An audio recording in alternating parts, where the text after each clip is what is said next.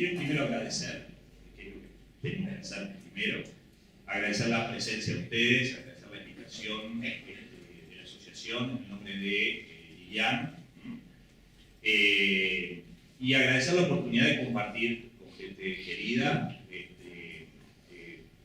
María José, Rita, que son personas con las cuales hemos compartido cursos, ¿verdad? Y me impresionó y me emocionó el hecho de que estén en estos momentos, espero, viendo y escuchando personas en otros lados, profesores, a los cuales les mando un saludo, por un resto un saludo. Yo soy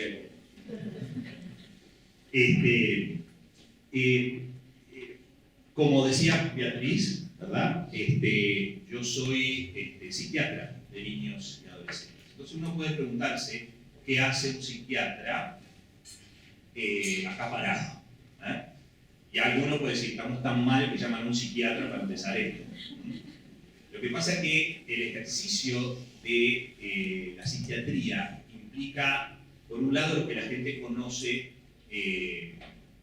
como psiquiatría clínica. La gente no lo conoce así, pero es la psiquiatría clínica, que es cuando uno está en el hospital, en las policlínicas, en consultorios,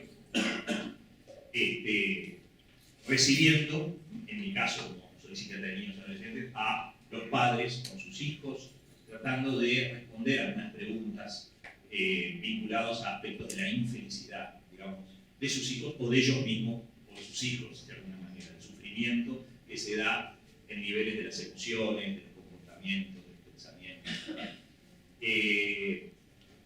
Y la verdad es que eso es una parte del quehacer en salud mental. Pero hay otra forma de hacer en salud mental, que es lo que se llama psicoeducación. Y hoy vamos a hacer una actividad de psicoeducación. ¿Qué es psicoeducar? Psicoeducar es traducir conceptos vinculados al psiquismo y a ciertos aspectos del funcionamiento del cerebro para que puedan ser entendibles por personas que no tienen por qué tener una formación profunda en estas áreas de conocimiento. ¿Para qué sirve recibir psicoeducación? Soy historia, ¿por qué tengo? Porque la verdad es que cuando uno recibe información psicoeducativa, empieza a entenderse un poco más.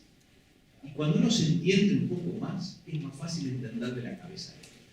Y si algo tenemos que poner en empeño es entender de la cabeza de otro, pero no con nuestra perspectiva, no tratando de que él tenga la cabeza parecida a la mía, sino entendiendo de que la riqueza de esto de ser humanos convivientes, necesitamos entender que hay otros que piensan de otra manera, porque esa es una construcción que cada uno ha tenido y lo vamos a explicar ahora.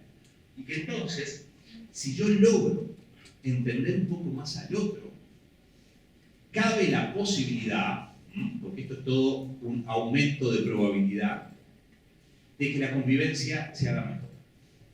Y ustedes, como docentes, viven conviviendo, están todo el tiempo conviviendo con chiquilines que son divinos, primero, pero que tienen sus complejidades. En realidad, como todo el mundo, pero que tienen sus complejidades. Hoy vamos a hablar de algunas de las complejidades, ¿verdad? Entonces, si yo logro entender un poco más el funcionamiento de la cabeza de un adolescente, tal vez mejore aspectos de la convivencia. Fundamental para que aprendan algo.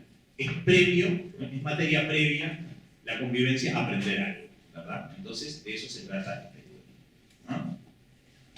La verdad es que si uno escucha esto, uno dice, todas las personas tendrían que recibir psicoeducación. Es verdad, pero hay personas que es imprescindible que sean psicoeducadas. Son aquellas que nosotros llamamos agentes de salud mental. Agentes de salud mental. ¿Qué es un agente de salud mental? Un agente de salud mental es toda persona que ha logrado impactar en el desarrollo emocional de otra persona. Todos los que estamos acá somos el producto de una vez en que se unió un espermatozoide y un óvulo, estas son las novedades que traía, pero eso para los seres humanos es una anécdota. Cada vez, y especialmente desde que el genoma humano se ha escrito, se ve que está bárbaro saber de los genes, pero es una anécdota. Porque lo más importante es lo que pasa sobre esos genes con otros. Y eso es lo que nos diferencia claramente de los otros animales, porque genéticamente nos diferenciamos muy poco, ¿no? Tenemos menos de 2% de diferencia genética con las ratas. Algunos se parecen mucho, pero otros se particular, ¿no? Pero seres humanos, si lo empezamos a diferenciar, es muy poco la diferencia genética, ¿no? Fíjense, hagan ustedes, porque yo no sé nada de matemática, que es el 2-3% de 20.000, porque tenemos 20.000 genes. Se pensaba que teníamos 100.000, resulta que tenemos 20.000. Bueno, no importa eso. Lo que importa es lo que pasó después que se formó la materia prima original. Y lo que pasó fue con otros. No todos los otros. Aquellos que impactaron en la materia prima original para hacer lo que vamos siendo. O sea, que es como si nosotros fuéramos esculturas dinámicas, que fuimos encontrando escultores que fueron esculpiendo ¿qué? Bueno, esculpiendo nuestro cerebro, básicamente. Si uno entendió esto, es obvio entender que los padres somos agentes de salud mental. Y es también, no tan obvio, pero hay que pensarlo, ¿quién de ustedes sería los mismos, ¿no? Si tienen hijos, si no hubieran tenido hijos, o si hubieran tenido otros hijos? No eran las mismas. Entonces, nos debemos al otro para ser lo que vamos siendo. Si sacamos los lazos afectivos profundos, ustedes piensan en sus agentes de salud mental, seguramente encuentren un profesor de historia en la lista. Imagínense ustedes que fueron a tercero de liceo, pensando en realidad terminar cuarto año de liceo y después dedicarse al salón, digamos, que tienen los padres de ustedes, un padre de ustedes, ¿verdad? Estamos inventando. Y en tercero encuentran un profesor de historia que los fascina, los enamora. Y ahora son profesores de historia. Algunos dirán, maldita la hora, el salón marcha bárbaro, no sé cómo llegar a fin de mes, pero la idea es que esa persona es un agente de salud mental. Ahora, imagínense que en cuarto les toca a otro profesor que les genera una gastritis y la tienen hasta ahora. Y cada vez que ven un profesor parecido a él, o sea, un profesor no, una persona, no la agarran a patadas, digamos así, pero se alejan. ¿No te cayó bien? No, sabes que no, porque me hace acordar que ese también esculpió el cerebro. Todos los estudios muestran que las personas que están en contacto natural y diario con niños y adolescentes tienen mayor probabilidad de influir en el cerebro de esa persona que otros que hacen otras cosas, incluso aquellos que hacen cosas para influir en el cerebro. Porque no creo que nadie haya hecho historia para influir en el cerebro de nadie. Pero yo sí, yo hice lo que hice para influir en el cerebro del otro. Antes quería influir en la salud, yo quiero influir en la salud general, pero la salud vinculada a aspectos del cerebro. Y sin embargo, si hacen una lista de agentes de salud mental, un psiquiatra no aparece en ningún lado, digamos, lo cual es una gran frustración, ¿no? Los psicólogos tampoco, en general, digo, ¿no? 60-70% de las veces, una persona que dice quién es tu agente de salud mental, pero no vale padres, hijos, pareja, te nombra una maestra o un profesor, si es que hizo secundaria. Eso los pone a ustedes en un lugar genial desde el punto de vista de las posibilidades de influir en otros. Ahora, las personas cuando dicen eso es porque se piensan que el agente de salud mental es el que le hace bien al otro. Pero cuando dicen no, para el agente de salud mental es el que influye en el desarrollo emocional de otro, para bien o para mal. ¿Ah? Haceme la lista de nuevo. Y ahí aparecen otra vez las maestras y los profesores. Porque es una probabilidad de impacto en el desarrollo emocional de otro. Para bien, para mal o cero. O sea, que un profesor puede influir positivamente, negativamente o no influir. La mayoría de los profesores, ¿qué piensan ustedes? ¿Influyen positivamente, negativamente o cero? Cero.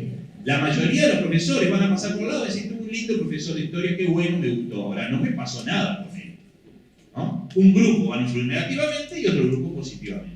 Nosotros lo que intentamos a través de actividades de psicoeducación, el docente como agente de salud mental, es tratar de generar la mayor cantidad de agentes positivos de salud mental, o por lo menos evitar los agentes negativos, disminuir la probabilidad de hacer daño, por lo menos. ¿Cómo? A través de cursos determinados que damos. ¿Está bien? Es eso. Ahora, yo les digo, docente agente de salud mental es el que tiene probabilidad de impactar en el desarrollo emocional de otro. ¿Qué es el desarrollo emocional? El desarrollo emocional es una parte de nuestro psiquismo que nos permite disfrutar más o menos de la vida. ¿Esto qué quiere decir? Que cuando tengo un buen desarrollo emocional, tengo mayor probabilidad de disfrutar de la vida. Si tengo un mal desarrollo emocional, tengo menos probabilidad, a pesar de tener, por ejemplo, condiciones socioeconómicas y culturales espectaculares. Pero la vida no está siendo disfrutable. Mi desarrollo emocional no me permite disfrutar de la vida. El desarrollo emocional solo por esto vale la pena tener uno bueno. Pero además vale la pena tener uno bueno, porque el desarrollo emocional es una parte de nuestro psiquismo que nos permite afrontar las situaciones adversas de la vida que todos vamos a tener, sino que ya las tenemos o las tuvimos. Nos permite afrontar esto doblándonos como un punto. Y después que pase la situación adversa, volver al estado anterior o todavía crecidos porque capitalizamos la experiencia, capitalizamos el fracaso, aprendimos de esta historia, ¿no? Esto de que lo que no mata fortalece, esas historias, eso si tenés un buen desarrollo emocional. Si tenés un mal desarrollo emocional, no es verdad que las situaciones adversas fortalezcan. Las situaciones adversas te quiebran y te hacen realmente parecerte no un junco, sino una caña seca. Que ante el primer fracaso académico, por ejemplo, ¿verdad? Entonces fuiste a presentarte un concurso para inspector de historia y perdiste, y quedaste hecha pedazo como persona. Y hace 2 años lo perdiste el concurso. Bueno, eso no es por aquel concurso magnífico, eso es por el desarrollo emocional. Primer fracaso afectivo, lo que sea, también. Todas esas historias que tenemos, o cosas mucho más complejas que nos pasan a la vida y tristes, ¿verdad? Que a veces nos acompaña la tristeza para siempre, y bueno, y vivimos con eso, pero si tengo un buen desarrollo emocional, a pesar de la tristeza que no se me va a ir realmente, porque la idea no es que se vaya la tristeza, sino poder vivir a pesar de eso, bueno, eso es gracias al desarrollo. Entonces, cuando yo hablo con padres, les digo, la verdad es que nosotros podemos ayudar con el desarrollo emocional de nuestros hijos. No es 100% responsable el desarrollo emocional de nuestros hijos para eso. Y podemos ayudarlos también consiguiendo socios. Y los socios están en la institución educativa. Entonces ustedes tienen que asociarse con los socios para poder, digamos, ayudar a sus hijos. Si ustedes pudieran asegurar que sus hijos van a tener buenos agentes de salud mental en la institución educativa, está buenísimo. Entonces, estos encuentros son para sensibilizar en ese sentido.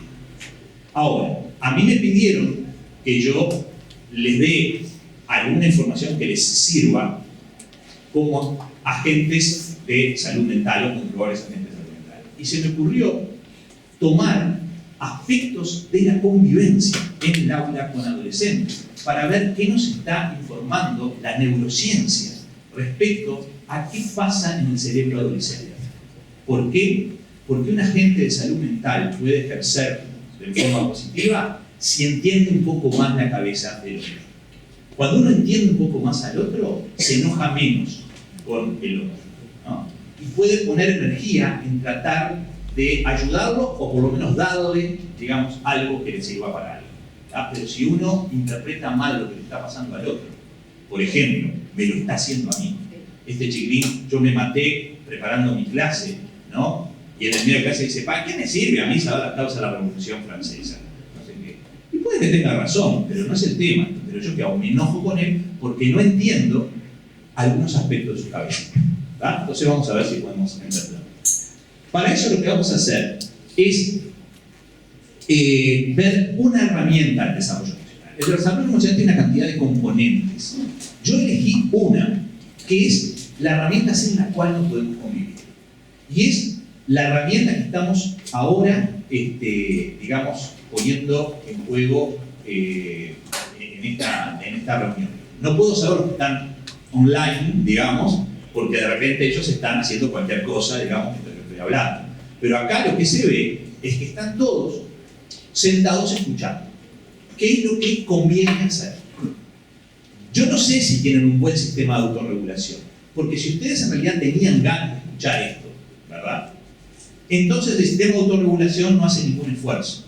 Pero si en realidad vinieron para ver algo mucho más concreto del aprendizaje de la historia, y se tienen que fumar esto que yo estoy diciendo, ¿no? Y están incómodos por eso, y dicen, otra vez, ¿para qué vine temprano? Voy a haber venido a las 10, que estaba mucho mejor el tema, no sé qué, Payback es mucho mejor que este fantasma, no sé qué cosas. Son pensamientos, yo no tengo control sobre eso, ¿tá? Toda la historia, entonces usted tiene un buen sistema de autorregulación, porque a pesar de sus pensamientos, yo pienso que le está interesando, que me hacen así, por favor, digo que se calle.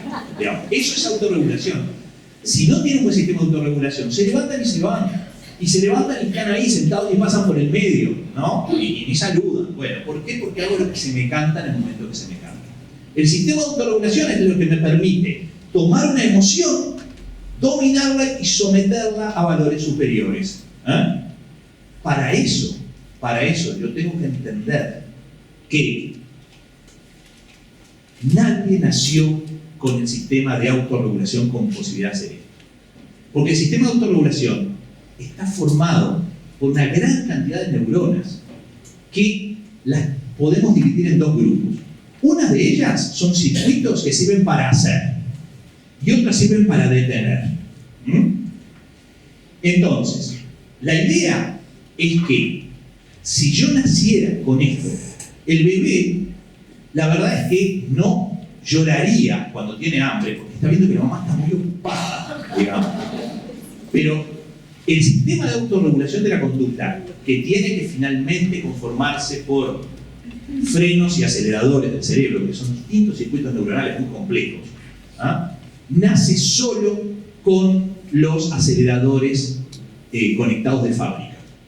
O sea que el cerebro humano del bebé es tremendamente incompleto, ya lo sabemos, pero una de sus incompletudes y imperfecciones, entre comillas, es que el bebé solo sabe hacer, no sabe detener. ¿Cómo no? Él se calla, claro, pero eso es como cuando tenés un motor con un solo pedal que lo apretás cuando algo te molesta y lo largás cuando no te molesta más.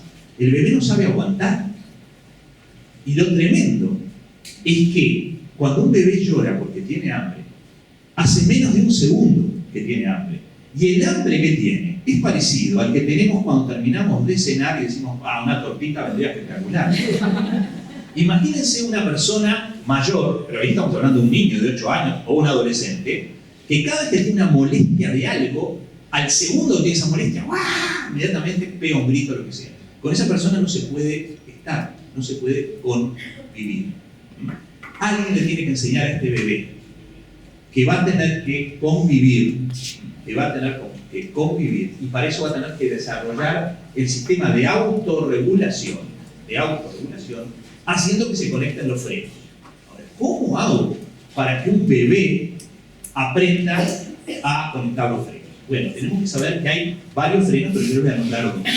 Uno de esos frenos es el primer aprendizaje social que necesita un ser humano si quiere estar con otro, que es aprender a esperar.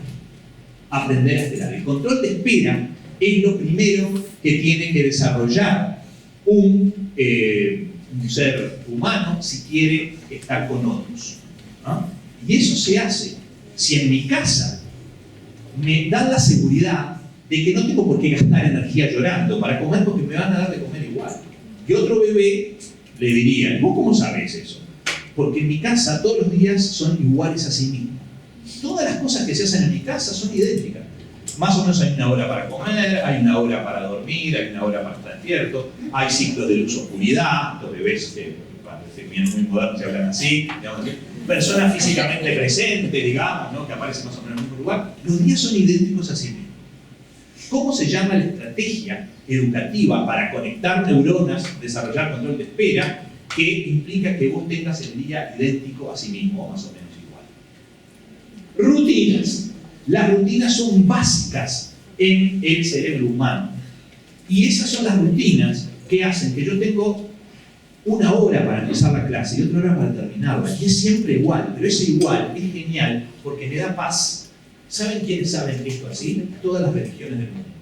Tienen rutina. Ustedes van a la misa o van a un rito hebreo, digamos, musulmán, y son idénticas unos a otros. Vos ya sabés que ahí hay que darse la mano, hay que mirar para acá, hay que abrir la boca, lo que sea, ¿verdad? Toda esa historia es idéntica porque la rutina hace que vos domines la cosa. Por eso los chiquilines que gozan de la rutina quieren ver las películas 1500 veces, los chiquitos, porque ya saben lo que va a pasar. Entonces, cuando el niño sabe lo que va a pasar, empieza a desarrollarse una parte del cerebro que le da paz y hace que él pueda esperar. Y eso después se va a llamar paciencia, que va a ser algo fundamental, y lo vamos a ver ahora, porque esto lo tienen que aprender para poder entender el cerebro adolescente. ¿Está bien? Bueno, ahora, esto es una condición necesaria, pero no suficiente, porque además de control de espera, yo necesito enseñarle al niño que hay cosas que se pueden y hay cosas que no se pueden. Porque el niño nace con ganas y trata de actuar las ganas. Entonces, un niño normal de 4 años va a un supermercado, no tiene ningún juguete y ve una góndola llena de juguetes y va y lo agarra. Pero por suerte lo agarra y eso actúa a sus impulsos, pero alguien le dice que hay cosas que se pueden y hay cosas que no se pueden, a pesar de las ganas que tengas. Yo me quedo contento de que tengas ganas, pero tengo que dividirte al mundo en lo que se puede y lo que no se puede. Y eso se hace a través del primer concepto abstracto que entiende una persona en cualquier lugar del mundo. ¿Cómo se llama? No. No. El control de impulsos es a través de los no bien metidos. Lo que pasa que esto de los no tiene que estar mezclado con los sí. Y eso forma los famosos límites que tanto decimos. ¿Cuál es el lío de ustedes? Que en los primeros 7 años de vida, esto es un bollo. Si el niño viene de una casa donde queda claro lo que se puede y lo que no se puede, donde queda claro que hay rutinas, y donde queda claro quién es el que marca la cancha y pone las reglas de juego, y que en esta casa se juega con estas reglas, en la casa del vecino se jugará con otras, que seguramente son parecidas, porque pertenecemos a la misma cultura o lo que sea, pero acá, bueno, acá es un poco más rigidota, en otro es un poco más flexible, pero queda claro que para jugar al fútbol tenés que pegar con la pierna. Si la agarras con la mano y la metés, no se puede. Cuando vos aprendés que jugás al fútbol, pero metés el gol como querés, digamos, ¿por qué? Porque el capitán o el que pone las reglas está distraído o está, yo qué sé, ¿verdad? Entonces el jugador empieza a jugar mal. ¿Qué necesitamos para esto? Padres físicamente presentes y emocionalmente disponibles para el jugador. Y acá la quedamos. Sí. Este es el lío en el que estamos metidos. Porque alguno pensó que era el calentamiento global, que el sistema de autorregulación de los niños está complicadito. ¿No? Está complicadito por un tema vinculado a los procesos educativos. ¿No? El gran problema no es que los chiquilines tengan temas de conducta, sino que los que tenían que poner las cosas en su lugar, es decir, los padres, los educadores adultos, no se animaron a ejercer la autoridad. Y eso nos está complicando. Nadie que habla de autorregulación está hablando de dictadura en el cerebro. Nadie está hablando de ojalá se vuelva lo de antes, chancletazo va, chancletazo viene y le falta palo a los chiquilines y lo que sea. ¿Por qué? Porque eso genera dictadura en el cerebro. Y esto es democracia en el cerebro. Esto es, yo no hago esto porque hago lo que se me canta. Yo me voy de esta clase porque yo creo, no lo dice así, porque no, porque yo creo que me están tomando el pelo. Y ese chiquilín es un chiquilín libre. El que hace lo que se le canta en el momento que se le canta, porque se olvidaron de las rutinas y los límites, no es un libre, es un omnipotente. Y estar con gente libre es precioso. Y es lo que uno tiende, digamos, aunque discrepemos y me enoje algunas posiciones que tenés. Pero estar con gente omnipotente, si les pasó, está complicadito. Este era el profesor maltratador que yo les hablaba, omnipotente, jorobado, que tenía que estar escribiendo libros en lugar de estar frente a adolescentes, ¿no? Yo siempre aprovecho para vengarme un poco de la anterior. Bueno, miren. Ahora bien, ¿quedó claro el sistema de autorregulación? Una persona está autorregulada cuando no siempre hace lo que se le canta en el momento que se le canta, sino que hace lo que tiene que hacer a pesar de la rabia que tiene. Para que quede más redondito. Imagínense que ustedes están en una oficina, trabajan en una oficina, ¿ah? Y viene un señor y los empieza a humillar, ¿no? Los empieza a agredir de palabras, no sé qué, adelante de sus compañeros, lo que sea. Entonces ustedes tienen una ira profunda, ¿no? La ira viene de un pedacito del cerebro que ahora vamos a aprender, ¿ah? Y esa ira genera una reacción que debiera ser respuesta. Es reacción cuando no es pensada. Y entonces ustedes esa ira lo transforman en un puño cerrado que va a ir a la cara del Señor.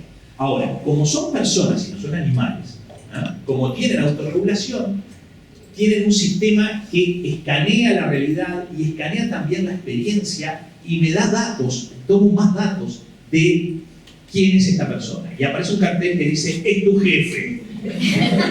Y después otro que hace una película prospectiva de te vas a sacar sin trabajo, tenés 50 y pico de años, ¿quién te va al trabajo? Tenés que todavía alimentar a tu familia, todo lo que entonces la piña queda guardada y haces así, te la bancás, después se la bancan tu familia, digamos, cuando llegas a tu casa, ¿verdad? Eso es un buen sistema de autorregulación. ¿Ah? Eso es un buen sistema de autorregulación. ¿Ah? Entonces, para que yo les pueda contar el sistema de autorregulación un poco más profundamente, voy a profundizar justamente en aspectos biológicos. ¿Ah? Todo el mundo ve, más o menos se ve. Si ven más o menos, mis diapositivas son espantosas, digo, pero justo estas de repente les va a costar si no las ven, pero acá pueden venir si quieren, y si no, se quedan ahí. Yo les voy relatando lo que hay. Fondo azul. Bueno, bien, nosotros acá estamos recibiendo gran cantidad de estímulos. El cerebro se está llenando de cosas visuales, auditivas, somatosensoriales, ¿verdad? Nuestro cuerpo está sintiendo cosas, ¿no? Y es tan impresionante la cantidad de estímulos que hay, que sería imposible que el cerebro, la parte cognitiva, la parte que por la cual nos damos cuenta de las cosas, la pudiera recibir así. Entonces, la naturaleza humana, que es maravillosa, tiene dos huevitos de codorniz. La forma es así, no que tenga huevitos de codorniz en el cerebro. Pero en medio del cerebro hay dos formas de huevitos de codorniz que se llaman tálamos, ¿no? Hay dos tálamos, derecho e izquierdo, que son filtros, que van a hacer que se filtre lo que vale la pena. Y en este caso, no es por soberbio, digamos, pero es mi voz, digamos así, y es lo que yo estoy mostrando. ¿Ah? Si no, no vale la pena haber venido, ¿no? Justamente, a veces uno dice, se me filtra, pero yo me parece más interesante, digamos, el compañerito de al lado, la compañerita de al lado, digamos, que el profesor. Pero bueno, la verdad es que por lo menos se filtra. Hay una voz humana, digamos. La verdad es que el tálamo lo que sabe hacer es filtrar y mandar filtro, pero no hace un trabajo fino. Hace un trabajo para sacar lo más grueso. ¿Ah? Y lo manda a dos lugares. Lo manda a una zona que se llama la zona de hipocampo amígdala, ¿ah? Que es una zona muy primitiva que tienen los reptiles y tienen otros mamíferos, ¿verdad? Que lo que hace es rápidamente ver si lo que yo estoy recibiendo es peligroso o no. Porque todos los organismos vivos tienden a salvarse. Están todo el tiempo viendo esto es peligroso o no, peligroso o no. ¿Está bien? Entonces dice peligroso o no. Y eso son milésimas de segundo. ¿Ah? Pero por otro lado, lo manda a un lugar que vale la pena, que es la corteza cerebral cognitiva. Es la corteza cerebral frontal, ¿verdad? En realidad puede ser de otro lugar también, pero es finalmente la corteza frontal la que me dice, che, esto lo tengo que atender. Por ejemplo, llega ahí y el profesor dijo, anoten esto porque va para el escrito de mañana. Entonces eso hizo ¡coc! Que se saltee la amígdala, digamos, y vaya, ¿no?, directo a anotar. Entonces ahí saca el cuaderno, pensaba que era geografía, pero parece que es historia. Entonces, esto lo que hace la corteza cerebral cognitiva es, ¿qué es lo que estoy recibiendo? Lo que estoy recibiendo vale la pena, no vale la pena, está bueno, no está bueno, ¿no? Y después de eso actúo. Entonces, ¿qué hago? Saco apuntes, por ejemplo. ¿No? Saco apuntes. ¿La? Corteza cerebral motora, tengo que hacer cosas. ¿La? ¿Vale la pena actuar? Sí. En este caso vale la pena responder. ¿Cómo respondo? Escribiendo, o el profesor hace una pregunta y yo lo que hago es, para un poquito, entonces, ¿vale la pena? Levanto la mano y ahí espero que me den la palabra. Lo que sale de acá es una acción regulada de acuerdo a la información recibida. Lo que sale de la zona de hipocampo amígdala cuando actúa sola, sin pensar en lo otro, es una vía rápida que genera una reacción inmediata. ¿Perdón? Entonces tenemos una vía lenta y una vía rápida. ¿Ah? La vía rápida es la que reacciona. La vía lenta es la que reflexiona y dice, para esta pregunta la sé. ¿Ah? O veo el escrito y lo leo todo y digo, para un poquito. La tercera la sé, pero la segunda no, y la primera no tengo ni idea. La segunda un poco más. Profe, ¿se pueden contestar en cualquier orden? Sí, ningún problema. Perfecto, bárbaro. Me juego a la primera y después veo qué hago con las otras. Si no, estoy 4 horas con la primera y cuando termino el escritor te doy la tercera. ¿Verdad? Bueno, esa es la vía lenta. ¿Ah? La vía rápida hace que me dan el escrito y me pongo, ¿no? Y contesto, porque la Revolución Francesa, y resulta que era la Revolución Industrial, ¿no? Entonces, esa es la vía. ¿Ah? Bueno, parar, pensar y después actuar, vía lenta. Acción regulada, de acuerdo a la información recibida, actuar directamente, acción no regulada. A una le llamamos respuesta y a otra le llamamos reacción. Las dos son respuestas, pero una es respuesta reflexiva. ¿Ah? Quiere decir, después de una reflexión, que puede ser segundos, porque no hay que estar 2 horas para ver la pregunta que me hicieron y contestar, ¿verdad? O pensar que no me conviene seguir tirando papelitos, por ejemplo, ¿verdad? Esto es simplemente... Lo otro es reacción. Reacción es la piña que le pegué al inspector que me estaba diciendo estas cosas y ahora no me da más trabajo, me hicieron un sumario y todo eso, ¿verdad? Bueno, vamos a ver, ¿lo tiene más o menos en el cerebro cómo es la cosa? ¿No? Viene filtro grande, peligroso, no peligroso, después esto qué es, qué significa, no tengo ni idea, tengo idea, levanto la mano, lo que sea. Así funciona. Vamos a ver a un adolescente en una clase de historia. ¿Está bien? Entonces, Catalina es alumna de tercero del ciclo básico. En general tuvo un rendimiento bueno en primaria, si bien las maestras señalaban que era muy inquieta. Desde el año pasado su rendimiento académico ha decaído. Los profesores se quejan por la conversación excesiva en clase, sus intervenciones sin pedir la palabra y algunos hechos puntuales que dan cuenta de dificultad en el control de sus impulsos. Tal vez motivada por el viaje que los padres le han prometido si realizaba el esfuerzo suficiente, últimamente Catalina está utilizando más tiempo para estudiar. Ha tenido un parcial de historia, materia que aún mantiene baja. Lo ha preparado con mucho entusiasmo. Asegura que le fue bien. ¿Cómo le fue? Bien. Bien. Sin embargo, recibe una calificación insuficiente. Apenas ve la calificación que le puso Eugenio, el profesor, con gesto de rabia grita ¡qué rata! Y arruga la cosa y tira el escrito. ¿Se imaginan la escena, no? Bueno, quiero 5 segundos, pero nadie se lo va a preguntar, o sea, no se preocupen, porque si no tienen desventaja con respecto a los otros. Y a los otros dicen, ay, qué suerte que no fui porque no me preguntaban a mí.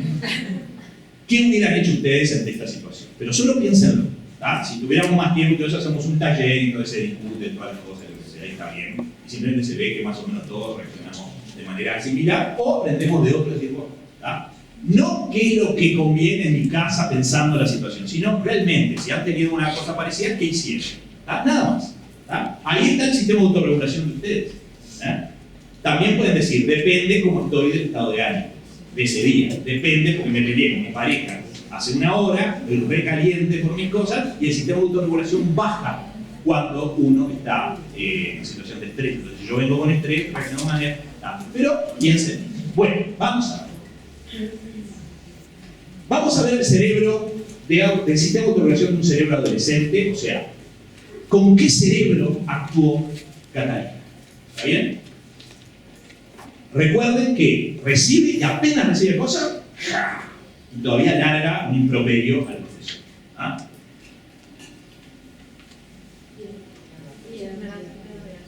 Esto es el cerebro adolescente. Para los que no ven allí, solo aparece la vía rápida. Esto es un esquema burdo que no lo puedo presentar en una sociedad científica neurobiológica como me echan. Pero es verdad que la vía lenta es mucho más débil. La vía lenta es mucho más débil.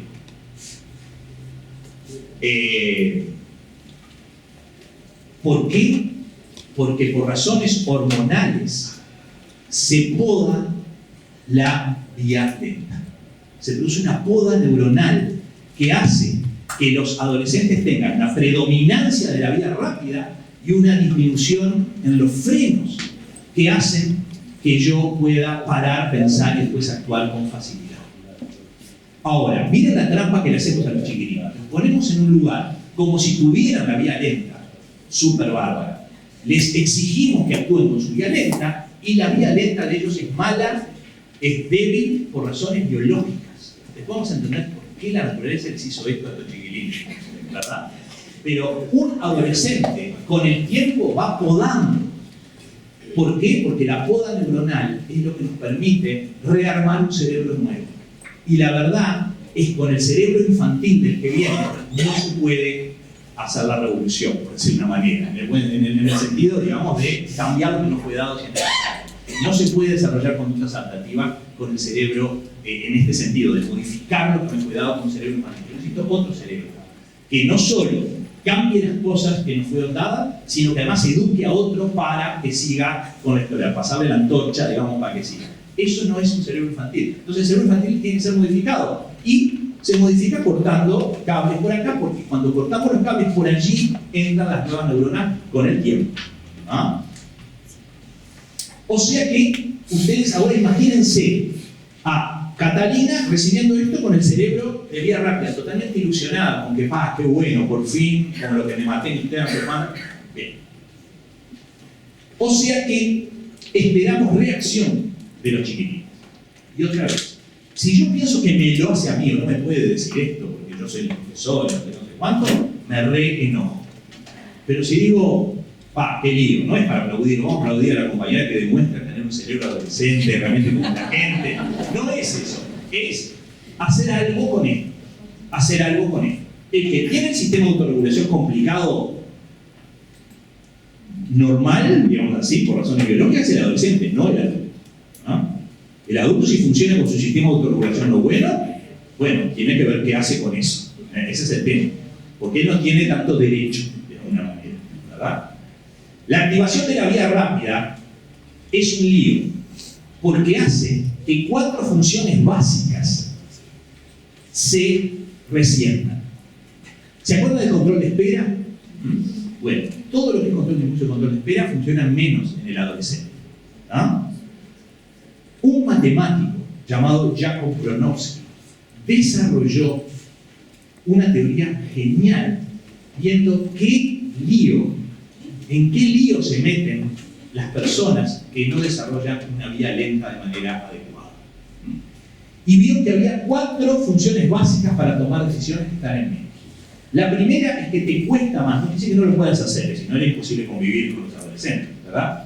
Separar las emociones de la información que recibimos. O sea, una cosa es la emoción que yo recibo y otra cosa es la información que me está diciendo, un profesor, no le tengo por qué agredir, no sé qué, o no le tenía por qué haber pegado una piña, entonces, ¿verdad? Catalina recibe una calificación insuficiente, apenas ve la calificación que le puso Eugenio, el profesor, con gesto de rabia grita ¡qué rata! Y tira al piso su trabajo. Catalina no logra separar la información que recibe de la emoción que le provoca. Actúa sus emociones. Y eso cuántas veces lo vemos en los adolescentes. ¿Ah? Y cuando lo vemos decimos, bueno, es normal, pero yo tengo que tratar de ayudarlo con el cerebro que tiene, digamos, ¿no?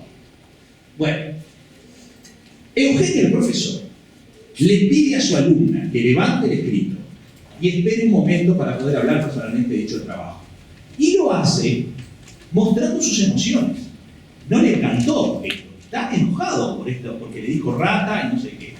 Pero no está cuestionándose, me está dejando pegada, pierdo la autoridad, si yo no sé qué. No, lo que hace es, no le gustó eso. Entonces le dice, Catalina, agarrá el escrito y levantalo. ¿Ah? Levantalo. ¿Ah?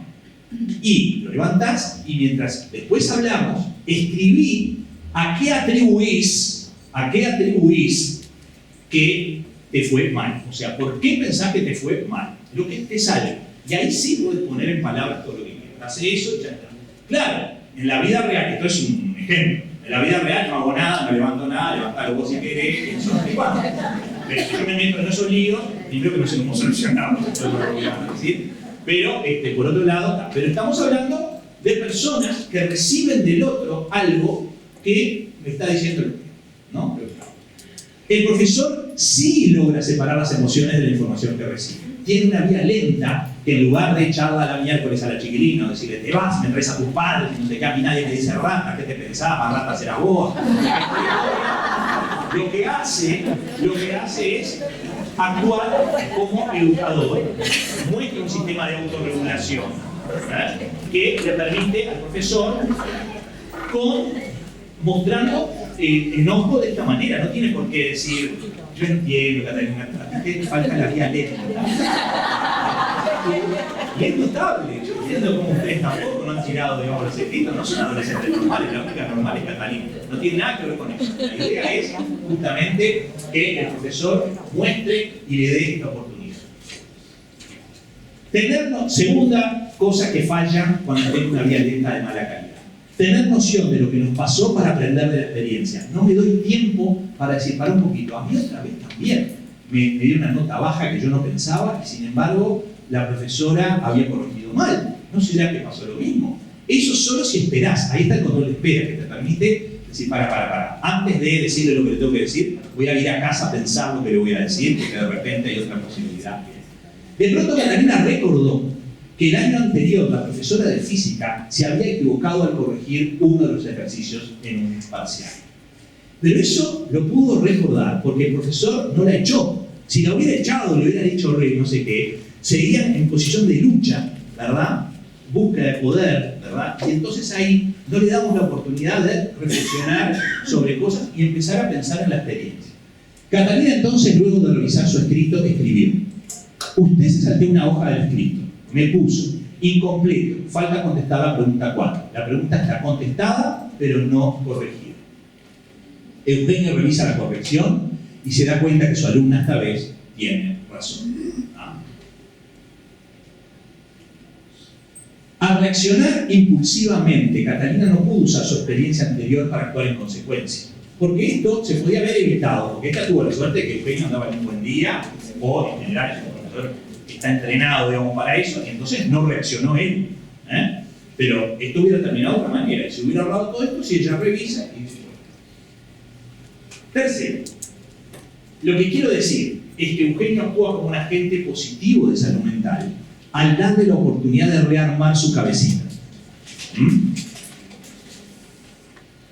Tercera cosa que se nos complica si yo tengo un cerebro con una posibilidad de una vía lenta, digamos, deshilachada, por ser adolescente.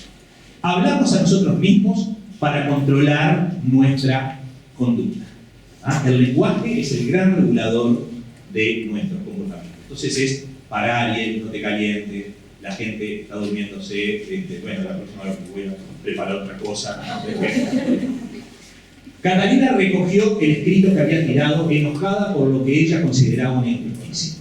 Y lo hizo no solo porque el profesor se lo solicitó, sino porque gracias al recuerdo de su experiencia con la profesora de física, se dijo a sí misma, tal vez pudiera haber pasado lo mismo.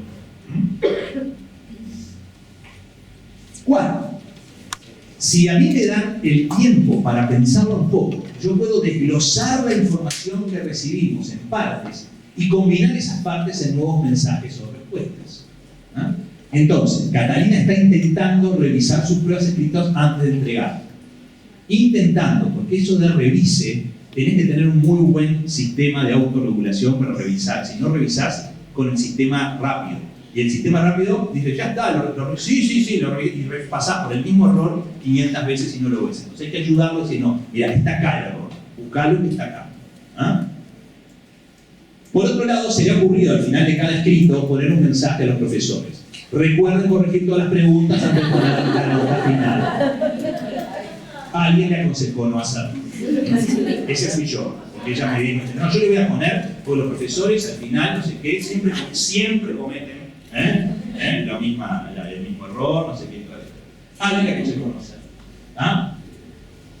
¿Qué es esto de desglosar información para la creatividad? La creatividad surge de la información que recibimos, por eso la creatividad así es relativa, es copiar un poquito y sobre eso hago algo, digamos, un poco mejor. Por eso los grandes pintores estuvieron copiando y copiando antes de hacer las cosas que hacen, ¿verdad? Bien. Sobre estos andamios, digamos, del conocimiento tiene que ver justamente con esta historia, ¿verdad? Entonces, estas son las cuatro,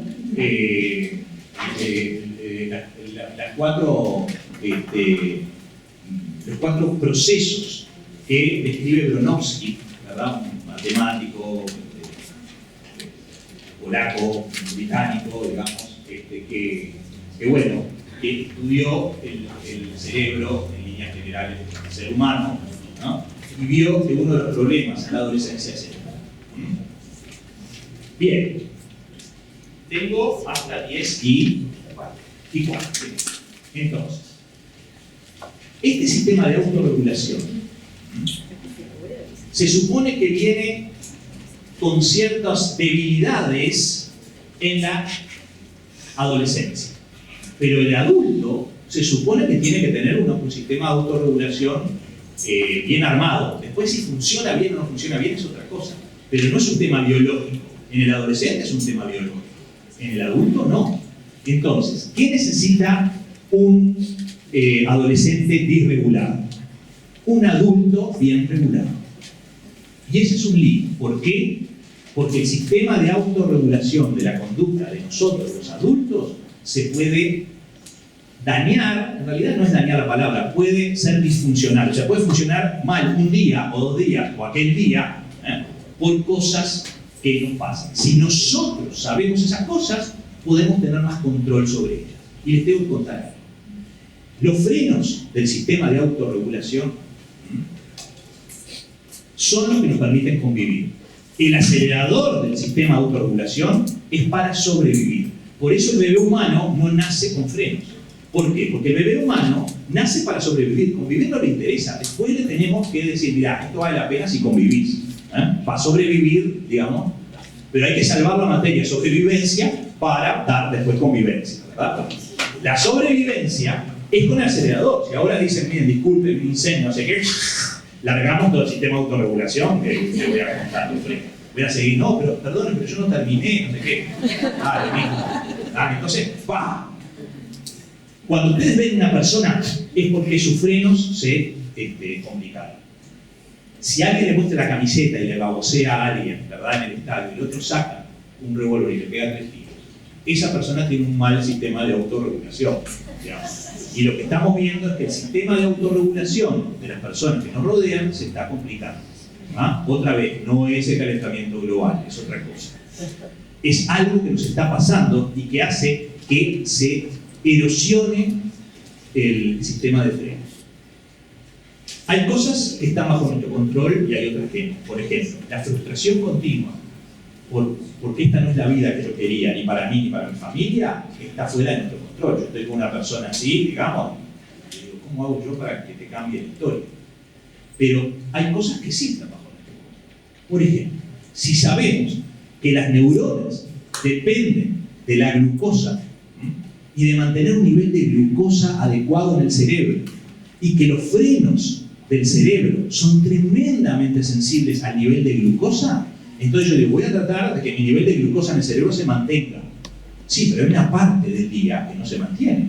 Porque si yo no recibo energía durante 6 horas, energía externa, si bien se van a poner en marcha mecanismos para sacar energía de otro lado, lo que yo reciba externamente es lo que me va a mantener la energía para los frenos. ¿Qué momento del día, las 24 horas, yo no recibo ningún tipo de aporte externo? Cuando estamos durmiendo. Eso es el ayuno nocturno. ¿Cómo hago yo para cortar ese ayuno? Utilizo una comida que se llama deshacer el ayuno, desayuno. El desayuno es fundamental para el sistema de autorregulación. Pregúntenle a los adolescentes quién desayuna. Los datos que yo tengo son no tienen nada significativo, son 90 chiquilines, 30%. 30 de 90 desayunan de manera regular. Los otros, ¿no? Cuando yo tengo más de 6 horas sin aporte energético, mi sistema de autorregulación está débil. Y entonces, esto, yo los adolescentes no sé si lo puedo cambiar.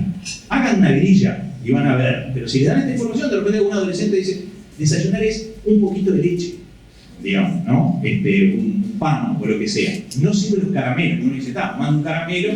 ¿Por qué? Porque los caramelos hacen picos de glucosa que duran muy poco y no les sirve el sistema de autorregulación. Entonces, no. Fruta sí, bueno, almidón, lo que sea, ¿verdad? O la leche, la lactosa.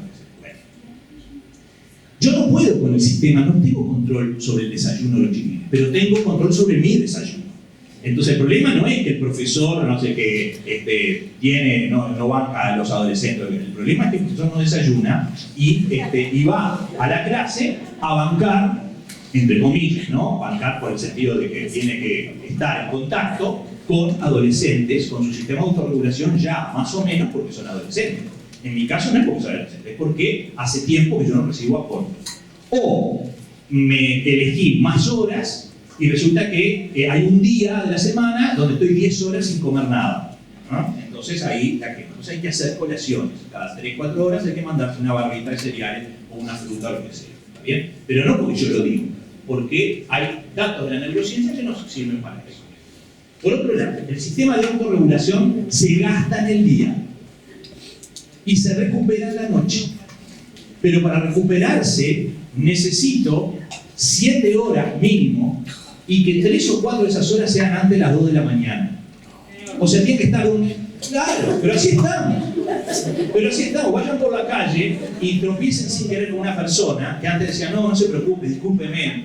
Y te dice, ese es el sistema de autorregulación. Si tienen la suerte de tener auto, pónganse pruebas de autorregulación. Pónganse en un semáforo atrás de una persona y apenas aparezca la verde, toquen el bocinazo. Se baja, dice que está muy apurada. Vos le estabas avisando, digamos, no sé qué, ¿no? O al revés. Pónganse primero y cuando aparezca la verde, dejen que toquen bocina. Y van a ver, pongan el cronómetro y van a ver cuánto demoran las personas en decirle algo feo a la mamá de ustedes. Bueno, ahí tenés. Ese es el sistema de autorregulación. Cuando la gente dice, éramos más amables, lo que está diciendo, antes teníamos un sistema de autorregulación mejor, porque había algo que es fundamental. Todo lo que es falta de aporte energético, falta de sueño adecuado, frustraciones continuas, ambiente físico no adecuado, vínculos tóxicos, genera estrés. Estos son los factores, ¿verdad?, que están. Y el estrés es el gran enemigo del sistema de autorregulación. Pero no es solo eso. Es también el estrés que se genera por lo que se llama demasiado de algo bueno, porque esto es demasiado de algo malo. Lo demasiado de algo bueno es el bombardeo de estímulos, el empacho de estímulos materiales en ciertos medios socioeconómicos y el uso problemático de pantallas que nos está complicando la vida. Y está generando sistemas de autorregulación tremendos en cuanto a la posibilidad de convivir de manera adecuada. Esto es estrés por acelerador más potente. El otro te joroba los frenos y este te acelera demasiado. Imagínense un adolescente con un acelerador muy potente y con los frenos débiles que tienen por ser adolescentes. Bien. Entonces, para terminar, me quedan 5 minutos. Cumpliendo, ¿no? Bueno, gracias.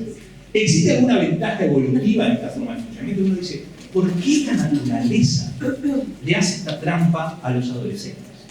Yo en parte se los expliqué. Porque no hay otra forma de reconstruir, de remodelar un cerebro, ¿no? Tenemos que cortar y armar. En el año 2012 estuve en París en un congreso y me llamó la atención una charla. ¿Qué aprendemos de los pájaros? ¿No? El cerebro adolescente. Fui con otros 9, los únicos que fuimos, al pobre señor, pero era interesantísimo lo que el tipo planteaba. Lo que pasa es que no era un súper rico y famoso, entonces no iban, digamos, con él, ¿no? Esta persona con un grupo había estudiado el cerebro de los pájaros y vio que acá lo que se muestra es un nido con unos pajaritos. No vale la pena, digamos, hacer el esfuerzo de vio que los pájaros pasan por un momento adolescente que se estudia en una semana o en 2 semanas a veces. Y eso es bárbaro. Les voy a decir algo que yo sé que no les va a gustar, pero bueno. Porque podemos estudiar el cerebro de los pájaros. El cerebro de los animales no humanos se estudia haciendo determinados cortecitos, digamos así, poniéndolo en el microscopio. Digamos, lo siento, pero es así. ¿Ah? Y lo que se vio, que los pájaros pasan por una etapa de poda neuronal que después reconstruye otro tipo de cerebro. ¿Y saben qué pasa cuando se poda el cerebro? Se animan a hacer algo que no se animan los chiquitos, es a tirarse del nido. Cuando se vio que hay pájaros que no generaron esta poda, se murieron en el nido, porque la madre después de un tiempo, no es como ahora, que hasta los 30 años se es como que vos te retirás y arreglate como puedas, no lo echás, te vas vos a otro lado si podés, te vas de vuelta, yo que sea, lo de venía o lo que sea. Pero el tema es que esto es para irse del nido, porque esa es tu función. ¿Ah? Andá a reconstruir, a hacer tu vida, con las herramientas que yo te di en los primeros años, que te ayude a modelar, digamos, este cerebro. ¿Ah? Entonces, los chinos tienen que tirarse del nido. Y no hay como tirarse del nido si vos tenés frenos muy fuertes. Si vos la pensás demasiado, no te tirás del nido. Si vos la pensás demasiado, no vas a la fiesta tal a hacer determinadas cosas. Todo es por no pensarlo. Pero en ese no pensar, que es muy riesgoso, también aprendiste a comunicarse, a tener un cerebro diferente y a decir, ¿sabes qué? Esto lo modificamos de esta manera y no de esta, ¿no? Y la verdad es que todas las revoluciones fuertes, buenas, malas, lo que sea, se hacen con cerebros de este tipo. Lo cual no es para acá venir ayer, viva la revolución, lo que sea. Esto es simplemente para contarles cómo funciona la cabecita humana. Ahora,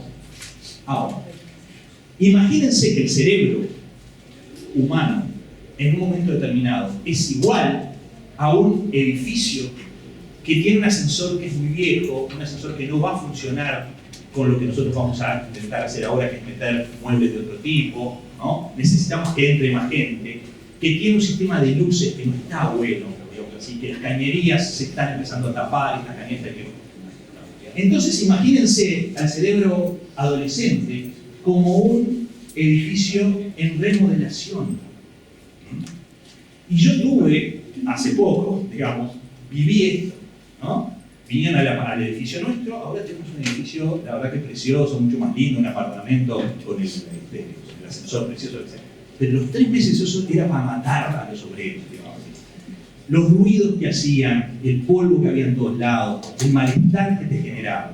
Es el mismo malestar que puede generar determinados ruidos, determinados chistes fuera del hogar, determinada mala educación, ¿verdad? Pero se está remodelando ese cerebro. Por eso a alguien se le ocurrió hacer una camiseta, que no está bueno que lo pongan en el museo, que es una camiseta, una celeste, que dice cerebro remodelación, disculpe la molestia.